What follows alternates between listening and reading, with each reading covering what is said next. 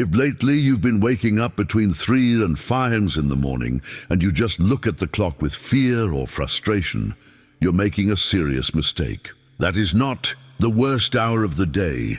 It's the hour when God tests the ones he is about to lift up. Today, I'm going to give you 3 specific things you must do when you open your eyes in that time frame. If you ignore them, you'll keep feeling empty. If you apply them, you will never see that hour the same way again. It's between 3 and 5 in the morning. Outside, everything is silent, but inside, something is screaming. You open your eyes, stare at the ceiling, feel that weight on your chest. The clock shows an uncomfortable hour, and your mind is running faster than your soul can handle. You ask yourself again, why do I always wake up at this time? You've thought it's stress, anxiety, coincidence, age, your phone, anything. But today you are not here by coincidence. If lately you've been waking up between 3 and 5 in the morning, and you only look at the clock with fear, with annoyance, or with that silent sense of defeat, you're ignoring one of the strongest signs God has placed in your life. Let me say this without softening it, that discomfort is not only physical, that restlessness is not only mental, that hour is not just bad luck. When it repeats, when it follows you, when it comes back again and again, it's because heaven is knocking on the door and you keep believing it's just noise. It's not. It is not random torture. It is a calling. It is an appointment. It is the moment when God separates ordinary people from those who are going to carry a different purpose. If until today you just turned around, sighed in frustration, begged to sleep, and waited for it to pass, I need you to understand something with brutal clarity. That reaction is stealing something from you. Every time you ignore that awakening, you shut down a conversation God was about to start with you. Every time you fill it with fear, complaints, or distractions, you hand over that hour to whatever is consuming you on the inside. This is not a game. This is not a minor detail. It is the hour where it's decided which voice you're going to listen to, and I'm not here to scare you. I'm here to tell you that you're not crazy, you're not alone, and you're not being punished. You're being invited.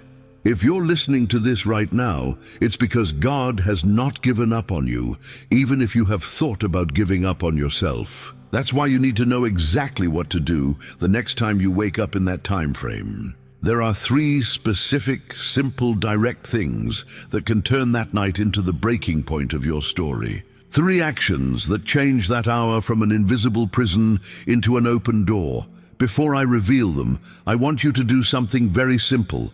Don't get distracted. Don't pause this. Don't leave it for later. The fact that you're here, that you found this message, is part of the same calling. Stay with me until the end, because what you're about to hear is not nice theory. It's a practical guide to help you understand why God wakes you up, how to respond without fear, and how to turn every early morning into a spiritual, emotional, and mental advantage that very few people dare to take. Think about the last times you woke up at that hour. You remember that feeling in your body, your stomach in a knot, your mind filled with thoughts you never asked for. Financial problems, people you love and worry about, guilt over past mistakes, scenes you don't want to remember that come back like someone pressed play on the worst moments of your memory. It's not random that all of that shows up when everything is dark. Something is trying to dominate that space. There is a voice trying to convince you that this hour is your enemy. And if they get you to believe that, they've already won. But there is another truth. When the noise of the day goes quiet, when you're no longer running from one place to another, when you're no longer pretending everything is fine in front of others, what remains is the most real part of you. Your true pain, your real questions, your deepest emptiness. And it's right there where God speaks with the most clarity. Not through chaos, but in the middle of silence. Not to crush you, but to wake you up. Not just from physical sleep, but from the mechanical life you've been dragging for years. I want you to burn this into your mind. Not every awakening between 3 and 5 is something dark, but every awakening can become an opportunity.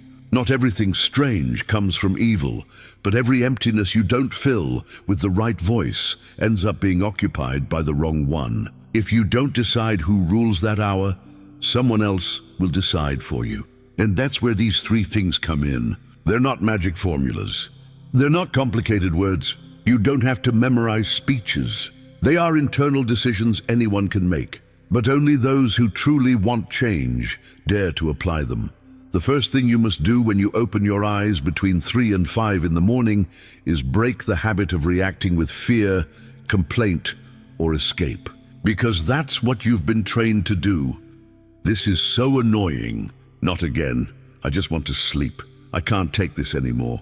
That reaction seems harmless, but it builds an atmosphere where everything that drains you has permission. The first step is to change the sentence. When you open your eyes, even if your voice trembles, even if you have no strength, even if you don't understand anything, say firmly, God, I'm here. If you woke me up, speak to me. I'm not going to run. You're not reciting empty words. You're taking a stand. When you say that, you cut off the idea that you're a passive victim. That simple phrase opens the door to purpose. You're saying, I'm not giving this hour to fear. I'm giving it to the one who called me. It's like turning on a soft light in the darkest room. Don't shout, don't act strange. You don't need a performance. Just respond with awareness. Recognize the appointment. Change why again. For what do you want to show me?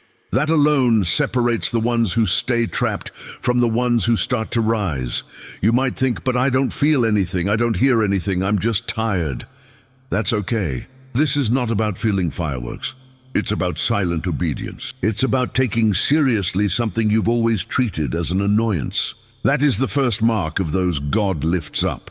They are not the ones who always understand everything. They are the ones who say yes, even when they don't fully understand. You open your eyes, recognize the moment, respond with that phrase, and stay still for a few seconds. Even if it seems small, that already changed the direction of your early morning.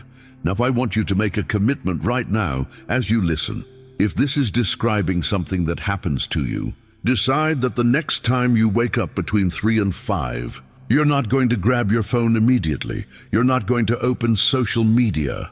You're not going to go looking for distractions. Decide that your first words in that hour will be for God and not for your fears. If you truly want this season to change, later write it in the comments with a single phrase, I accept. Not to impress anyone, but as a symbolic act that you're taking your appointment seriously.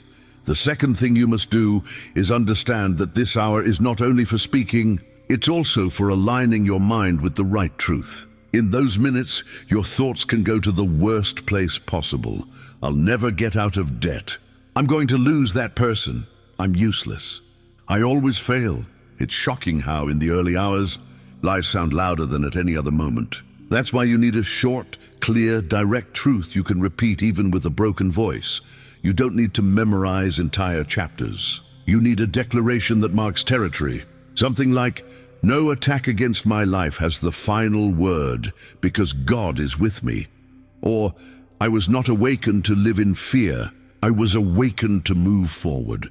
Choose a phrase that connects with what you're living, but that comes from trust in God and not from your human strength. That phrase is your line of defense when your mind is filled with the worst script. Say it softly if you must, even whisper it. This is not theater. This is focus. Why out loud? Because when you speak it, you organize your internal chaos. That hour is not for giving free rein to every thought that destroys you. It's for clearly reminding yourself that you are not abandoned. When you do that, something inside you shifts. You will be surprised how the atmosphere changes when, in the middle of darkness, someone dares to speak life instead of defeat. Don't wait to feel strong to say it. Say it even while trembling. This is not about you being perfect. It's about daring to believe God is not waking you up to watch you fall. Here's something deeper. That hour can expose wounds you've been hiding all day. Abuse, betrayal, failure, loss. Things you don't talk about with anyone. At that hour, they show up. And instead of seeing them as ghosts chasing you, start seeing them as things God wants to heal with you when no one else is interrupting.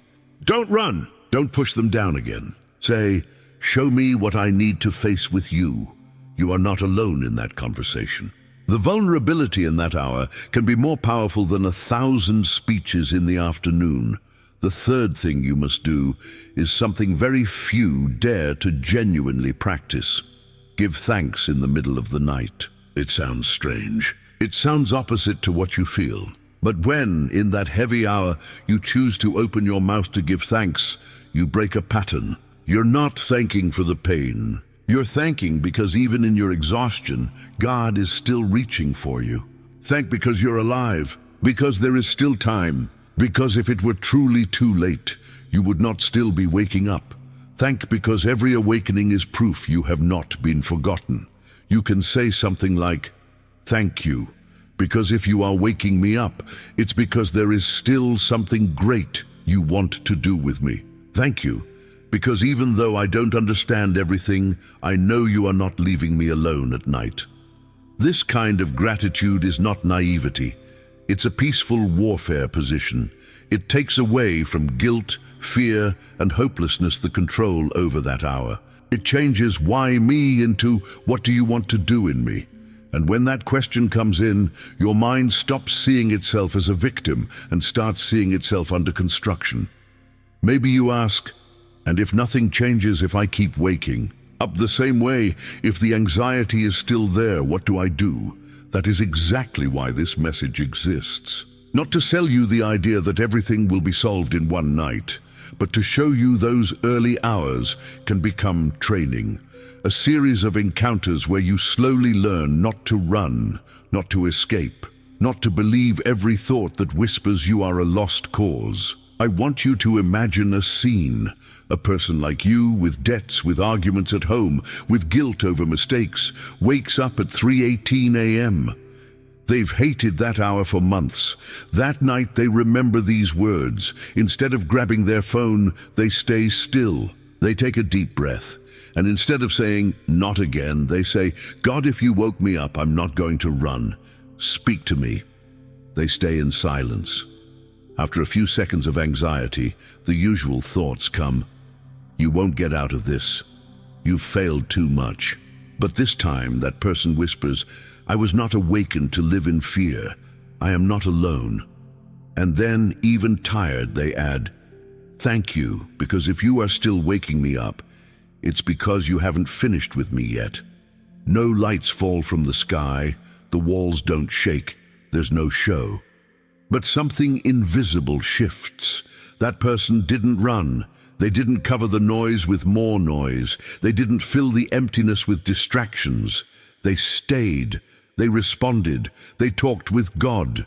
They transformed the atmosphere. That night they may sleep a little afterward, maybe not, but they started a new process. That is what I'm inviting you to do. This is not a performance. This is a decision. Now I want you to think about your own story. Think about how long this has been happening. Think about how many times you woke up feeling bad, exhausted, angry, afraid. And honestly ask yourself, what if it wasn't just fatigue?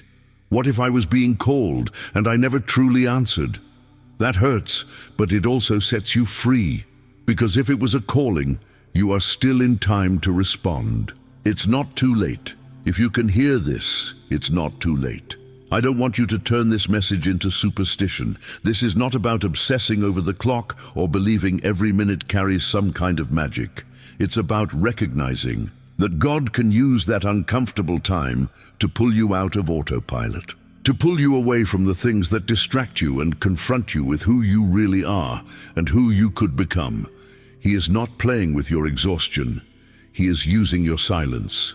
It's likely that while I speak, you feel a strange mix, a bit of relief, a bit of confrontation, a bit of hope. That's good. It means something inside you recognizes truth. And when truth enters, deception loses power. That's why I want you to understand one more thing. Every time you choose to respond in that hour with awareness, with a phrase toward God, with a declaration of trust, with an act of gratitude, you are training your spirit. You are strengthening something that has been weak for years. It doesn't matter if you failed 1,000 times. It doesn't matter if in the past you responded the wrong way. It doesn't matter if you walked away. The call of these early mornings is not based on your perfection, but on the purpose that is still over your life. And that purpose is not erased because you made mistakes. That is exactly why God keeps waking you up, because He doesn't want you to spend the rest of your life repeating the same cycle of fear and resignation. I want you to imagine how it would be if from now on, every time you wake up between 3 and 5, you know exactly what to do. You open your eyes and recognize, this hour is not my enemy. You speak, God, I'm here, I will not run. You declare truth over yourself. You give thanks for the chance to be shaped and guided. You stay a few minutes in silence, letting your inner pieces realign. Maybe He brings someone to your mind to pray for. Maybe He shows you a decision you've been delaying. Maybe He simply gives you peace. But it all started with that different response.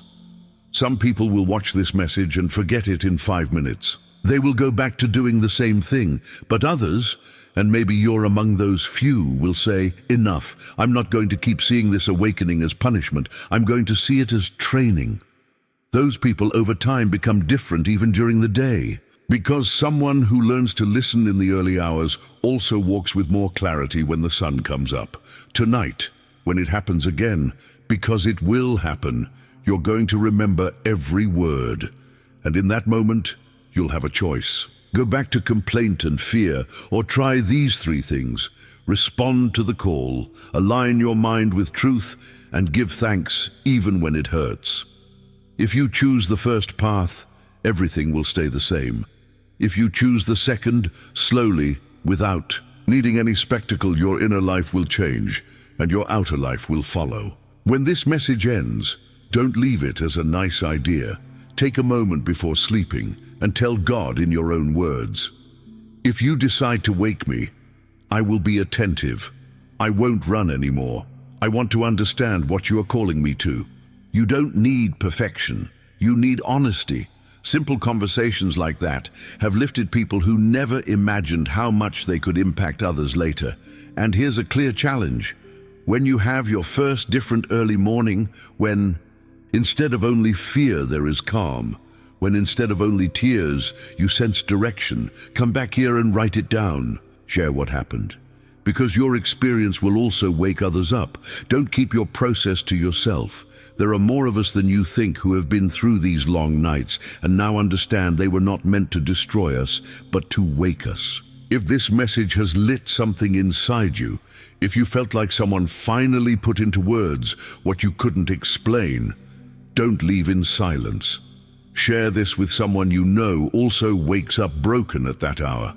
Send it to those you thought were on the edge. And if you want to keep being part of a community that doesn't mock these things, but understands and uses them, stay connected. Subscribe, turn on notifications, and walk with us. Because what's coming is not for those who are asleep on the inside, but for those who dare to respond when God calls them at the hour almost no one wants. Next time you look at the clock and see 3, 4, or 5, remember this. It's not just a number, it's a door, and now you know how to step through it. And I want to leave something very clear that many people never heard. God does not wake you up at that hour to condemn you. He wakes you up to align you. It's not about humiliating you for your failures. It's about calling you to a version of yourself you haven't met yet. It is uncomfortable, yes. Because when God wants to lift you up, He first makes you uncomfortable. He moves you from the place where you felt fine, even if that place was slowly destroying you. That early morning discomfort is often His way of saying, I don't want you to keep living switched off. Imagine 2 people. Both wake up at 3:40 a.m. Both are tired. Both have problems. The first one turns over, complains, grabs the phone, opens. Anything just to numb themselves until they fall asleep again. They wake up the same or worse. They repeat the cycle. Slowly, they convince themselves that living like this is normal. The second person, just as tired and broken, remembers this message, takes a deep breath, whispers, God, if you woke me up, I'm here. stays silent for a few seconds, lets the negative thoughts pass but doesn't feed them, declares a simple truth over their life, gives thanks for the opportunity. They may fall back asleep later, or not, but they wake up with something new, the sense that they did not run away, that in their night there was an act of courage. Over time, those two people walk completely different paths.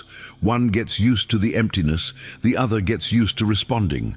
One sees the early morning as torture, the other sees it as training. One keeps believing they were abandoned.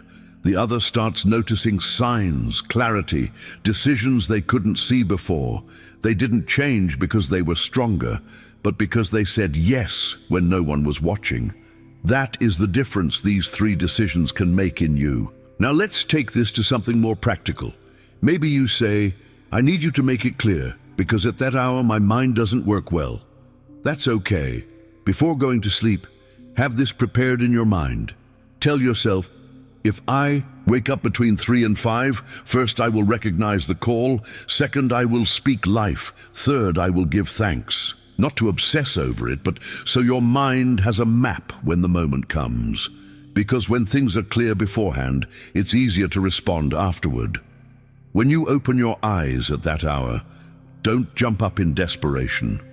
Stay still for a few seconds. Breathe. Don't grab your phone yet. Don't look at the time as if the number itself were a threat. You already know it's a door. Then speak simply, I'm here. I don't want to keep running. Show me what I need to see. Then when fearful thoughts start to appear, don't embrace them as absolute truth. Answer with your phrase. It might be, I am not drifting. God is in control even if I don't understand. Or I was not awakened to live enslaved to fear. Speak in your own way, but with confidence. And at the end, even if you're still tired, even if nothing spectacular happens, add, thank you for not letting me go. Thank you for still reaching for me even in my disorder. If you do this just once, you might only feel a small change. But if you do it night after night, a new root begins to grow inside you. Where there used to be only anxiety, direction begins to appear. Where there used to be only guilt, a healing process begins. Where there used to be only a sense of abandonment, awareness of His presence appears. The early morning stops being a trap and becomes a school. And now I want to speak to the part of you that doubts. To that voice that says, this is just coincidence. I'm overreacting. God wouldn't notice someone like me. That voice lives in many people. But let me ask you, if you were so insignificant, why do you keep waking up with such an intense feeling? Why do you keep sensing there's more, even though you've tried to shut it down 1,000 times? People who are completely numb don't feel this struggle. Those who are fully asleep inside don't ask these questions. The simple fact that it hurts, that you want to understand, that you're searching for answers, is already a sign that you are not invisible to God. Maybe you don't understand everything. Maybe you carry old guilt. Maybe you feel you fail too much. But listen carefully. When God calls in the early morning, He is not coming to replay your worst moment to shame you. He's showing you that even with all of that, He still sees something valuable in you. Shame says, hide. His call says, come as you are, but you will not stay the same. That is the difference. There is more if you're willing. Take these early mornings as a commitment to growth.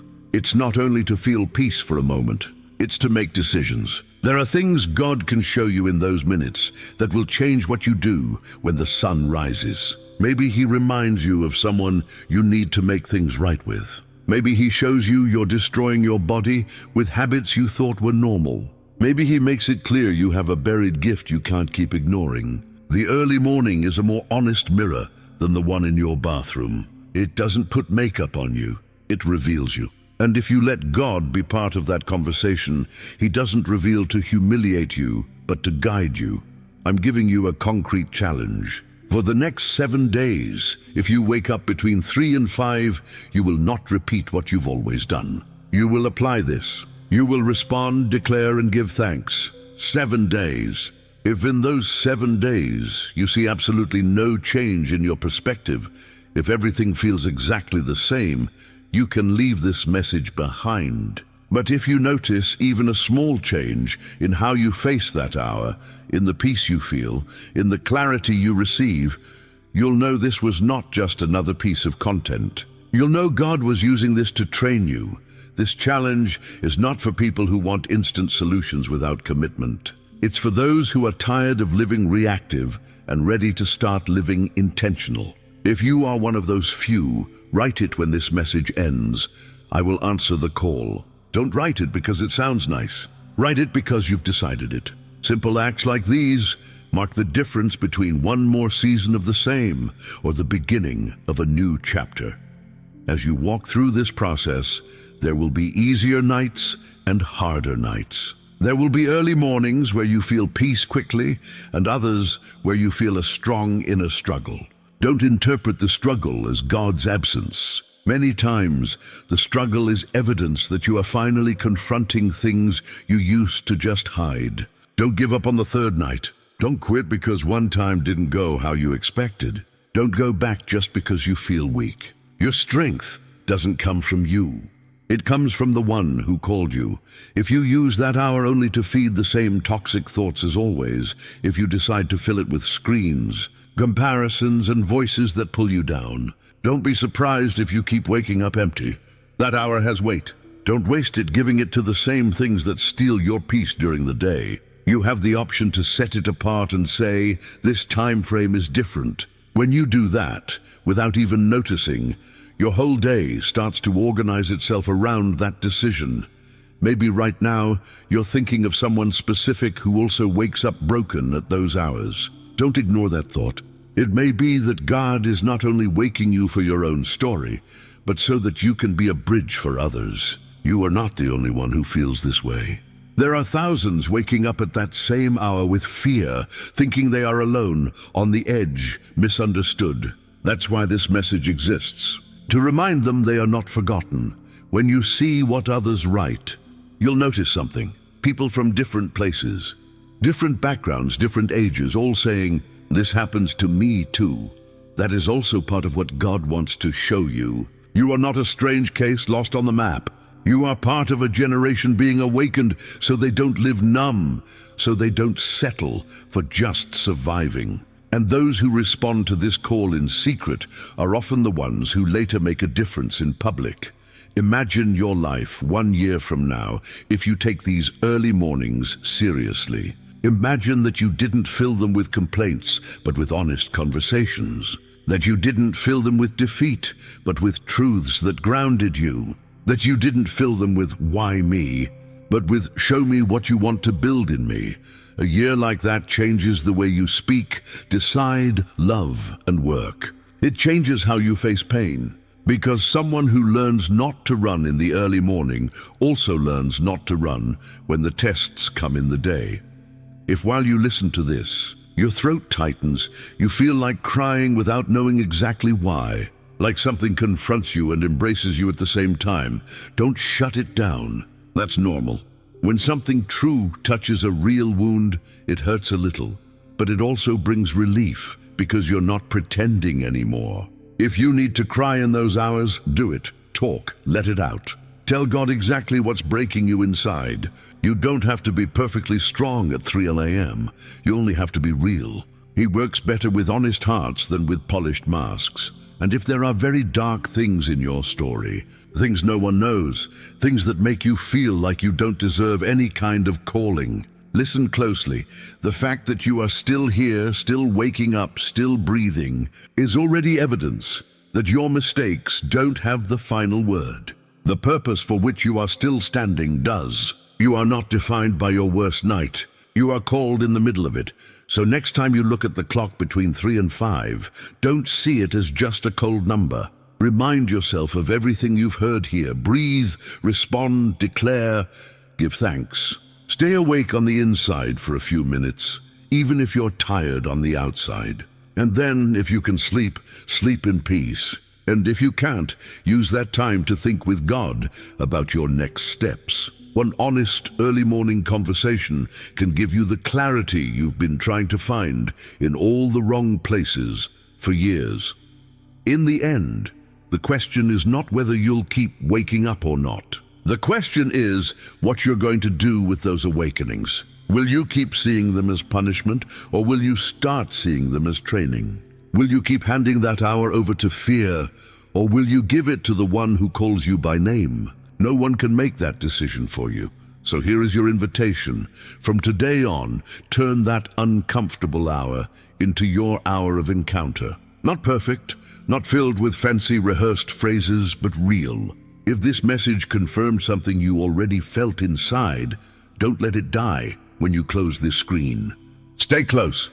Share what you experience. Support others who are also fighting in silence. If you want to walk this path with others, if you want to keep receiving content that goes deeper than the surface, join this community. Subscribe, turn on notifications, and be part of the conversation. Every story matters. Every early morning, you choose to respond counts. And I want to read yours. I want this space filled with testimonies of people who stopped seeing 3 in the morning as the darkest moment and started seeing it as the beginning of their awakening. The next time you open your eyes between 3 and 5, you will remember these words. And in that second, you will have a choice. Go back to what you've always done, or dare to say, God, I'm here. That simple response might be the turning point your story has been waiting for years. Your night is not the end. It is the place where your next version begins.